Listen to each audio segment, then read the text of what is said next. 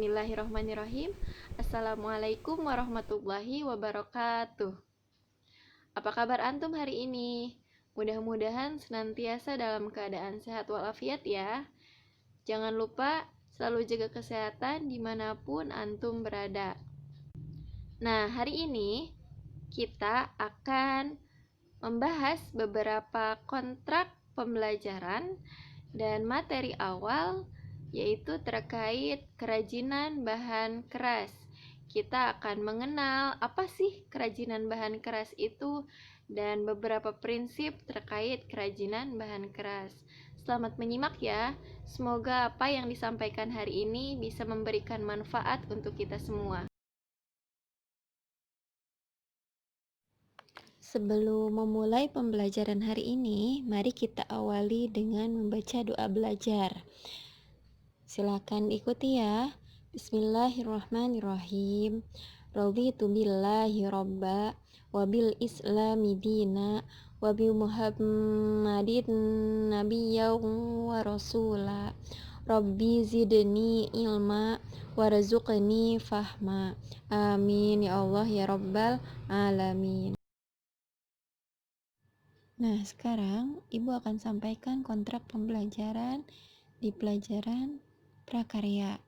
Nah, yang pertama tentang SOP. Harap mengenakan pakaian seragam ketika mengikuti pembelajaran. Dilarang memakai baju tidur atau baju santai ya. Hari ini hari Selasa, maka gunakanlah seragam batik khas Insan Tama. Nomor 2, tentang kehadiran. Diharapkan setelah nanti antum menyimak video pembelajaran dari Ibu, antum bisa langsung ngechat Ibu via WA bahwa antum telah menyimak video yang sudah Ibu bagikan. Selanjutnya yang ketiga, untuk tugas itu bisa dikumpulkan minimal 1 minggu setelah tugas itu dibagikan dan maksimal 2 minggu setelah tugas itu diterima oleh antum. Nah, yang keempatnya terkait praktikum, pengumpulannya sama dengan tugas. Dan yang terakhir yaitu tentang pembelajaran. Pembelajaran bisa didapat dari internet ya, dari manapun. Pokoknya bisa YouTube, bisa blog, bisa Facebook. Nah, Ibu akan menyediakan pembelajaran hari ini dan seterusnya insya Allah lewat YouTube, lewat blog, dan lewat Facebook ya. Silakan ketiga platform itu bisa antum akses dan linknya nanti akan Ibu bagikan. Pada bab awal di semester 1 ini kita akan membahas tentang kerajinan. Nah, kerajinan yang akan dibahas pada kesempatan kali ini kita akan membahas tentang kerajinan bahan keras. Kerajinan bahan keras berarti kerajinan yang terbuat dari bahan-bahan keras ya. Contohnya bisa seperti yang tertera pada gambar. Di situ ada kerajinan yang terbuat dari kaleng, kerajinan yang terbuat dari kayu, kerajinan yang memanfaatkan kaca atau bahkan mungkin botol-botol bekas juga ya. Dan di situ juga ada kerajinan yang memanfaatkan rotan ya. Bahan-bahan yang digunakan itu terbuat dari bahan-bahan yang keras. Nah, sebelum masuk ke materinya, Ibu akan memberikan antum sebuah video sebagai gambaran langsung seperti apa sih hasil kerajinan dari bahan keras ini. Selamat menyimak.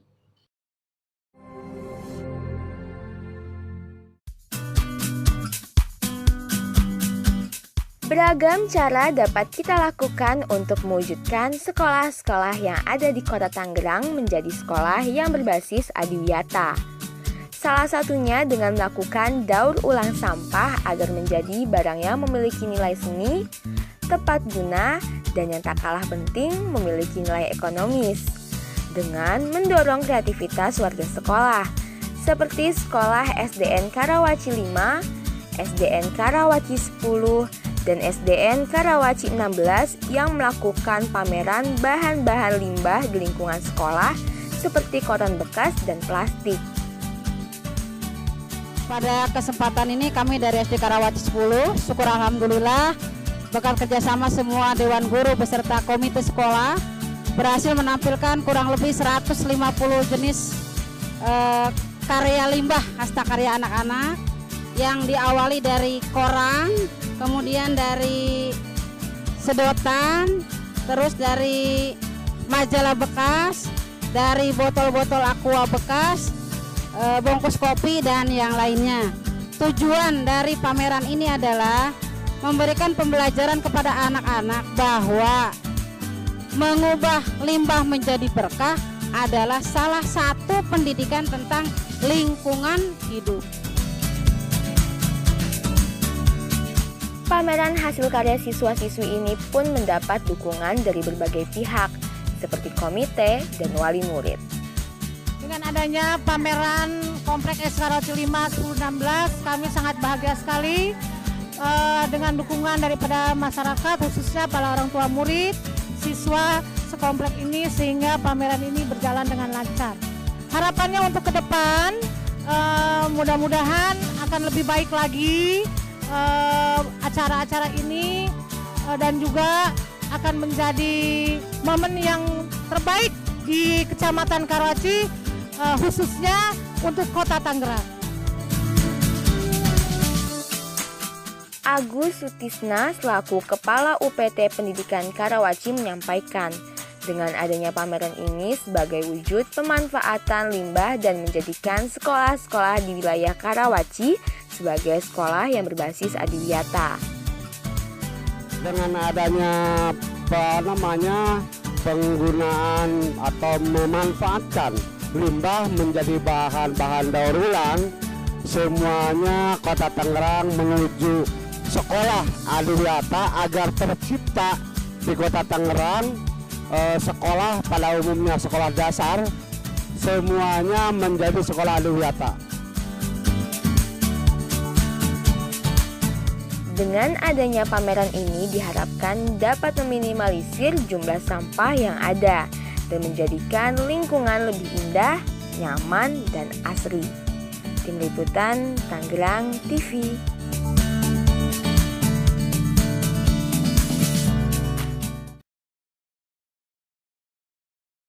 Bagaimana, sudah disimak videonya? Nah, sudah ada gambaran atau belum?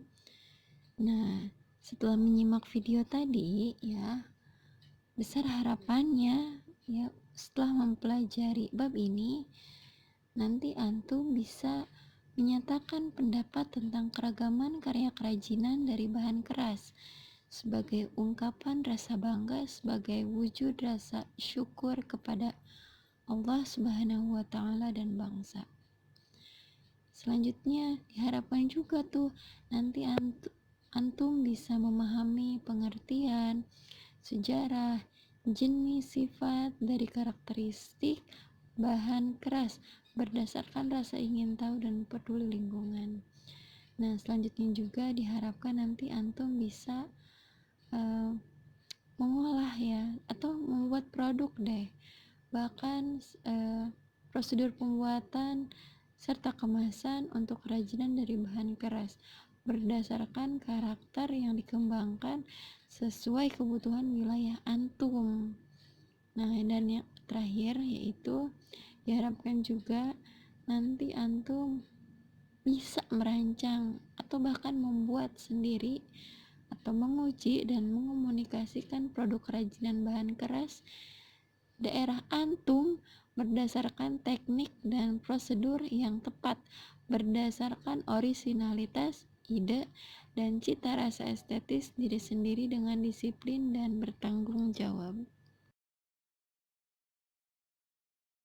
Nah, adapun materi yang akan dipelajari di bab 1 ini tertuang dalam peta konsep bab 1. Nah, kerajinan bahan keras ini nantinya akan membahas tentang prinsip kerajinan bahan keras ya. Ada juga jenis dan karakteristik kerajinan bahan keras yang akan dibahas itu. Dan yang terakhir yaitu tentang proses produksi kerajinan bahan keras. Di proses produksi kerajinan bahan keras ini, nanti yang akan dibahas itu banyak. Ada kerajinan bahan keras alam seperti kayu, bambu, dan rotan. Ada juga kerajinan bahan keras buatan seperti kaca dan logam.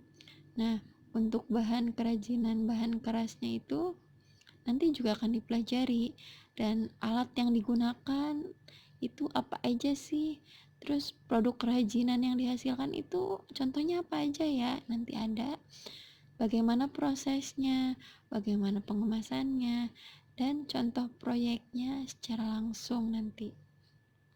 Insya Allah akan dipelajari dan disajikan di bab 1 ini.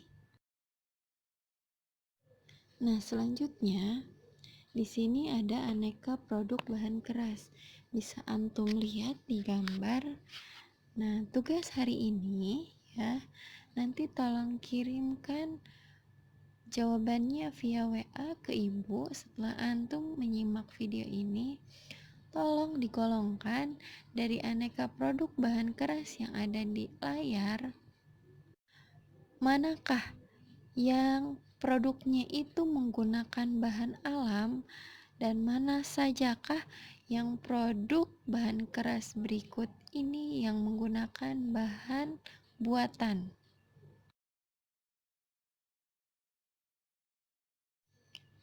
Selanjutnya, kita akan bahas tentang prinsip kerajinan bahan keras. Prinsip pembuatan kerajinan bahan keras itu meliputi yang pertama, keunikan bahan ya. Bahan yang digunakan itu ada bahan alam, bahan buatan, limbah organik, limbah anorganik, bahkan limbah lingkungan sekitar antum. Itu masih bisa dimanfaatkan untuk membuat kerajinan bahan keras. Nah, limbah yang ada di sekitar lingkungan antum itu masih bisa dibuat kerajinan bahan keras ya. Tentu limbahnya itu bukan limbah yang kayak sayur ya, tapi limbah yang keras, yang seperti misalkan kaleng-kaleng bekas yang seperti itu, atau ember bekas dan lain sebagainya. Nah, yang kedua, prinsip pembuatan kerajinan bahan keras itu yakni keragaman muatan nilai produk kerajinan. Di antaranya ada produk dengan nilai fungsional. Artinya, produk yang dihasilkan itu bisa berfungsi atau digunakan. Contohnya misalkan keranjang ya, atau celengan misalkan dari kaleng bekas dan lain sebagainya. Nah, untuk yang kedua, produk dengan nilai informatif, yang ketiga produk dengan nilai simbolik, dan yang keempat produk dengan nilai prestis. Selanjutnya prinsip yang ketiga yaitu aspek rancangan dalam produk kerajinan. Aspek rancangan dalam produk kerajinan, faktor-faktor yang diperlukan untuk diketahui sebelum perancangan itu sebagai berikut. Yang pertama teknisnya ya, seperti metode produksinya yang handal, terus penerapannya model mesin atau manual, dan yang ketiga tingkat kemahiran sumber daya manusianya. Nah, untuk faktor yang kedua yaitu faktor ekonomis. Diharapkan juga itu untuk pemasaran itu yang tahan persaingan ya, jadi bisa bersaing dengan produk-produk lain di pasaran. Sistem pemasokan atau distribusinya sebisa mungkin kontinu ya, atau terus menerus, tidak hanya keluar pada satu musim tertentu. Nah, untuk yang ketiga, kebijakan penciptaan atau hak cipta ya, supaya tidak diakui oleh negara lain atau misalkan oleh perusahaan lain, kerajinan yang kita buat itu bisa dibuatkan hak ciptanya. Keempat, sebisa mungkin memiliki nilai jual dan keberadaan suku cadang. Ketika rusak berarti bisa diperbaiki ya. Dan diharapkan nih yang paling penting itu selera masyarakat itu sesuai dengan produk atau kerajinan yang dihasilkan tersebut. Pun faktor lain itu faktor ergonomis dan ada juga faktor sains dan teknologi. Untuk faktor sains dan teknologi yaitu terdapat unsur kebaruan atau temuan baru, berinovasi atau memodifikasi. Nah, yang keduanya itu selalu mengikuti perkembangan pengetahuan dan teknologi ya, jadi nggak ketinggalan zaman produknya. Aspek rancangan dalam produk kerajinan, faktor-faktor yang diperlukan untuk diketahui sebelum perancangan itu sebagai berikut.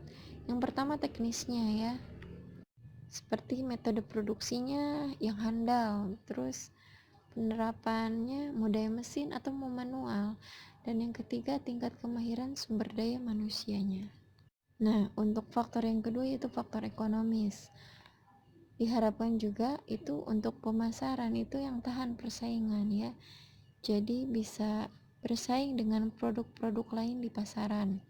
Sistem pemasokan atau distribusinya sebisa mungkin kontinu ya, atau terus-menerus, tidak hanya keluar pada satu musim tertentu.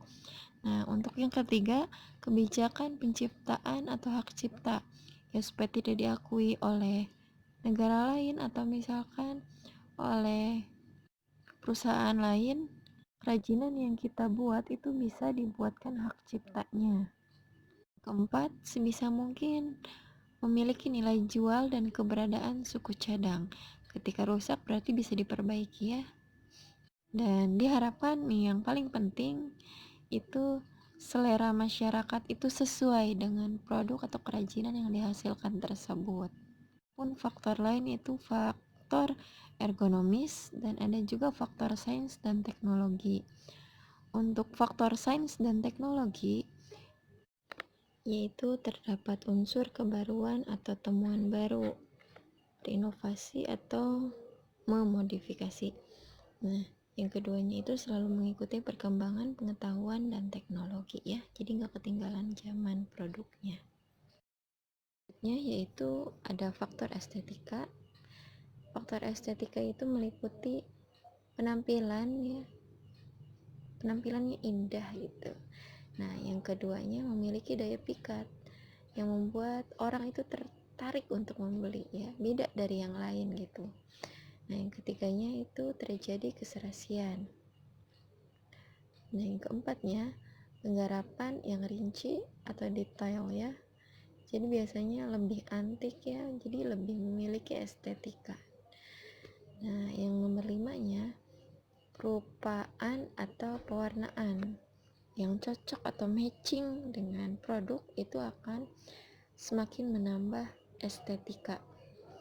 Nah, yang keenam itu ada kesan atau gugahan yang ditampilkan dari produk yang dihasilkan atau kerajinan yang dihasilkan, sebisa mungkin bisa memberikan kesan atau gugahan dari barang tersebut. Dan yang terakhir ada faktor kondisi lingkungan ya. Di dalamnya diharapkan terliput nilai budaya daerah setempat ya. Misalkan ketika membuat produksi atau kerajinan tertentu di wilayah tertentu, sebisa mungkin nilai budaya wilayah tersebut dibawa ya, sehingga ketika di pasaran barang atau produksi tersebut menjadi ciri khas wilayah tertentu. Nah, yang keduanya yaitu kondisi lingkungan atau wilayah setempat. Baik, alhamdulillah video pembelajaran hari ini sudah selesai. Terima kasih antum sudah menyimak video pembelajaran hari ini dengan baik. Mohon maaf masih banyak kesalahan dan kekurangan. Akhirul kalam, assalamualaikum warahmatullahi wabarakatuh.